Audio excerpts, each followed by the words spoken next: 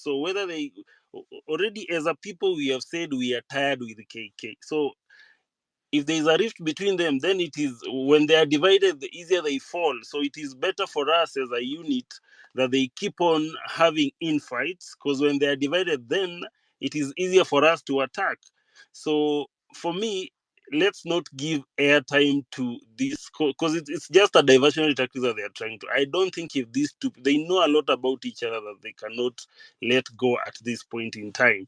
So my sentiment is, let's not try to uh, uh, give oxygen or life to the sentiments that they are having between them. They are deputy, and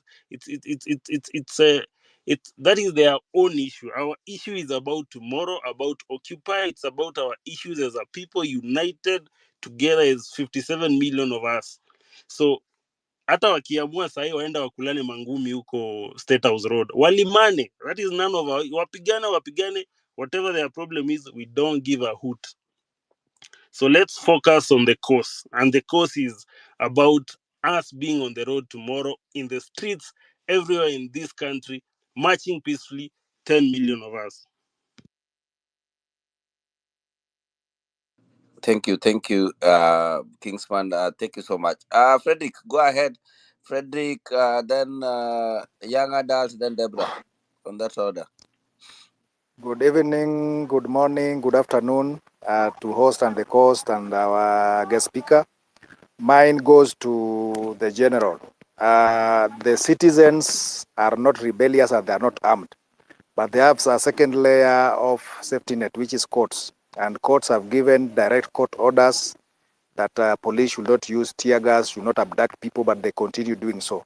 As citizens, or as the courts, what should now the courts do, or judges do, to ensure that citizens are protected?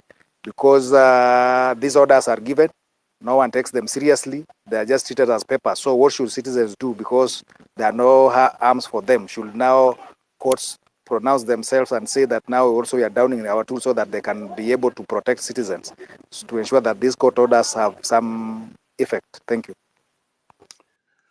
So I can answer that if you allow me. Go ahead, Dr. Hillary. Yeah, Mike, tell him to go ahead. Can you hear me? Is everybody hearing me? Daktari, go ahead. Daktari, go ahead. Okay, can you proceed? Yeah.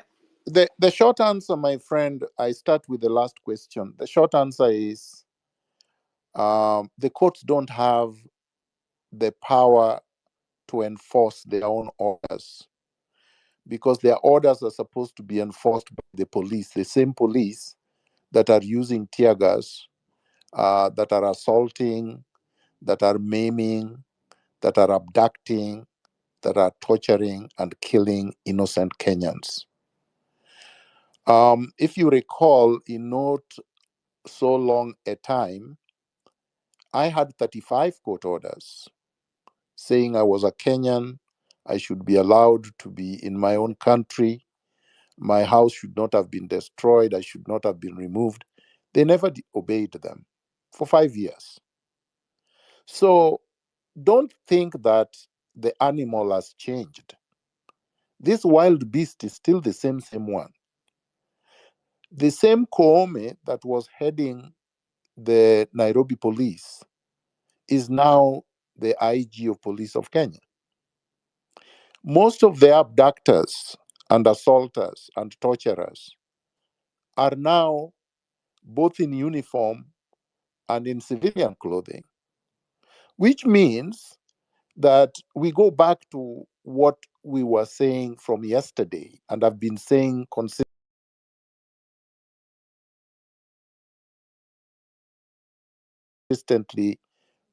on my part for years. Clause 1 of the Constitution. The sovereignty is now vested in us, and it's up to us to enforce all the laws that should have been enforced by the police. But of course, we don't have weapons, and we are doing so peacefully. And that's all we have to continue doing. But to do that effectively requires that